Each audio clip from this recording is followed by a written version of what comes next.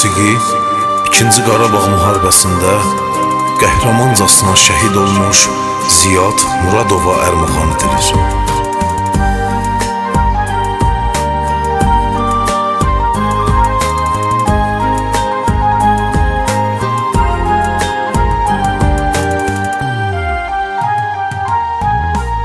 Bir gün şəhid olsam, ağlayıb ona dökmə göz yaşını məzarım üstə.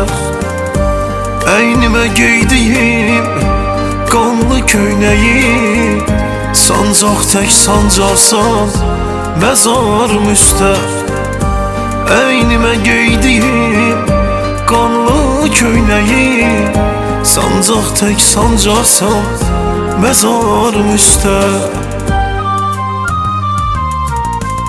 Bir gün şəhid olsam, ağlamana sevinsək xəbər gəl məzarım üstə.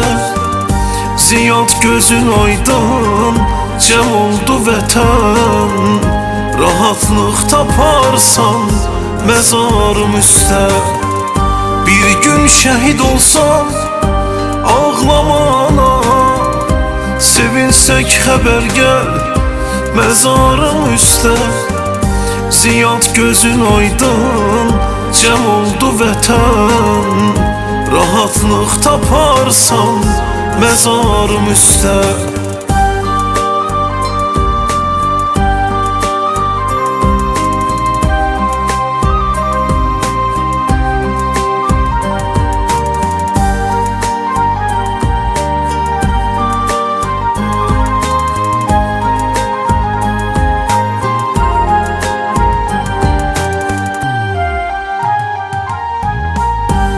Başını qaldırıb dik gəzsən ana, qürurla gələrsən məzarım üstə.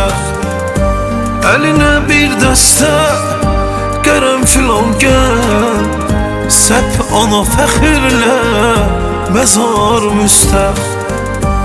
Əlinə bir dəstə qərənfil al gəl, səp ana fəxirlə məzarım üstə. Bir gün şəhid olsam, ağlamana sevinsək xəbər gəl məzarım üstə. Ziyad gözün aydın, cəm oldu vətən, rahatlıq taparsan məzarım üstə. Bir gün şəhid olsam, ağlamana sevinsək xəbər gəl məzarım üstə. Ziyad gözün aydın, cəm oldu vətən, rahatlıq taparsan məzarım üstə. Səfalı yerləri hal-hazırda düşmən tərəfindən işğal altındadır. İnşallah Ali Başkomandanımızın, Cənab Prezidentimizin verdiyi irəli əmri komandası ilə biz Qarabağı işğaldan azad edəcəyik.